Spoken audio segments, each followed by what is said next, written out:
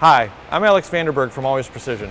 Today I'm going to show you how to set the ODG592 series time-of-flight distance sensor on an Allways Precision gantry loader machine. These sensors are used to detect part presence so the gantry knows when it's ready to pick.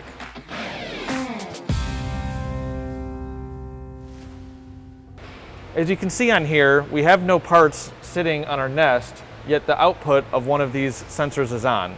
That needs to be adjusted or the machine is going to try and pick an empty space. The display here shows the distance that the time-of-flight sensor is reading relative to the faceplate of the sensor. We need to adjust set point 1 on the display to get our part position correct. To access that position, we press the button on the menu and go down until we see SP1 on the display. Once we're in there, we can hold down on the button and the screen will start flashing.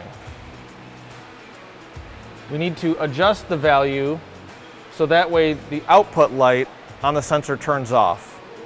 Once we have it set to a good value, we can check it by placing a part on the nest and see that the output light turns on. Once we're satisfied with our setting, all we need to do is wait for the sensor to reset and you're ready to get back into production.